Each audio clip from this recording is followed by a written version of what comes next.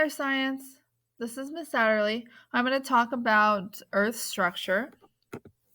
Okay, so Earth is usually studied by geologists, and geology is the study of planet Earth.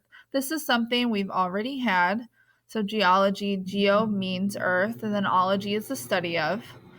Geologists are going to look at the composition and structure of Earth's structure that we have, how everything's set up. So, a geologist, again, is a scientist who studies Earth and its processes. There are no instruments to study the interior of the Earth, so they have to do different things in order to figure out what's going on down there. And the reason for this is light does not travel through rocks, so they have to use different things other than light to understand how the interior of the Earth works. Now, forces that change Earth's surface. There are two forces that are important when we talk about geology: constructive forces and destructive forces. Constructive forces are going to shape the surface, and constructive forces will actually build mountains or other structures. Now, destructive forces are going to slowly wear away.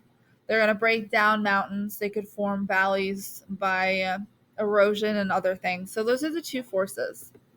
Now, James Hutton is the first scientist that I want to talk about. He was a Scottish physician and farmer. He made observations of rocks that were explained only if rocks were much older than previously thought. So it's a very relatively new concept that the Earth is as old as it's assumed to be. It's 4.6 billion years old. That is the estimation of how old our solar system is. The universe is 13.7 billion years.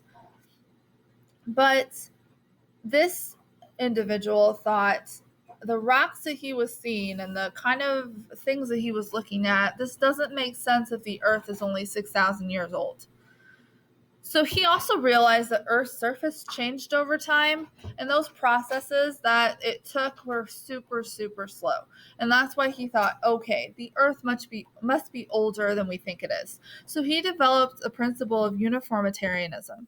Uniformitarianism is the idea that geologic processes that operate today also operated in the past. So dramatic features are the result of geologic processes working slowly.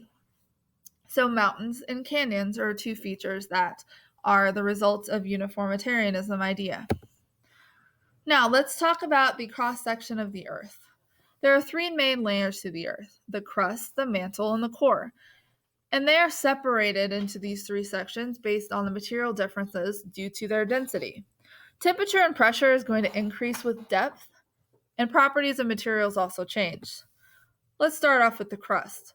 The crust is the rocky outer layer of Earth. It's composed of mainly silicates. Silicates are rocks made of compounds with silicon and oxygen, and they can also contain metals such as aluminum, iron, and calcium. There are two types of crust: continental crust and oceanic crust, and they differ based on their properties. So, continental crust is the first one. They're rocks that make up continents, composed of a less dense rock known as granite. And here are just some other facts. The average thickness is 40 kilometers. It ranges anywhere from 8 to 75. So 75 kilometers is going to be thickest over our tall or under our tallest mountains. Now, oceanic crust is a little different. It's much more dense, and that's because its main component is basalt, which is a very dense rock. Its thickness average is only 7 kilometers.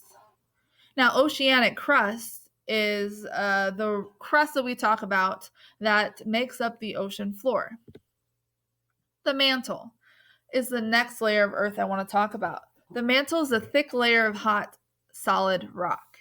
Now, it's not true solid, it's more molten. It's a little more fluid.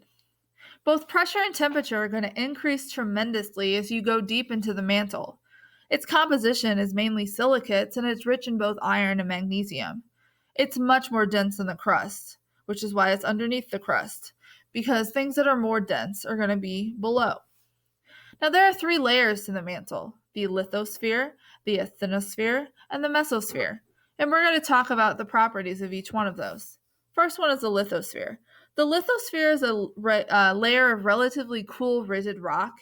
It actually is going to include the upper part of the mantle as well as the Earth's crust. So the lithosphere is where your tectonic plates are located, which is what will be in the next video. The average of the lithosphere is 100 kilometers thick and is thicker below mountains. Again, I don't know why that's missing. So that's the lithosphere. The asthenosphere is the next one. It's a layer of softer, weaker rock. It flows slowly, much like taffy. So it's underneath the lithosphere. The last one is the mesosphere. The mesosphere is the strong lower part of the mantle, much stiffer rock, and it extends all the way to the upper surface of the core. So it's not molten. It's not like taffy as the asthenosphere is. It's much more thick. Now, the last part is the core.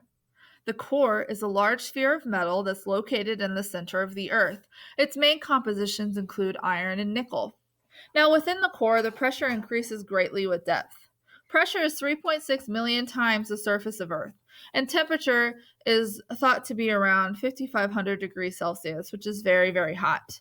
There are two parts of the core, the outer core and inner core, and they have different properties. The outer core has high temperatures, which keep the metal liquid. The Earth's rotation actually produces electric current and magnetic fields, and both of those originate from the outer core, which is the liquid metal.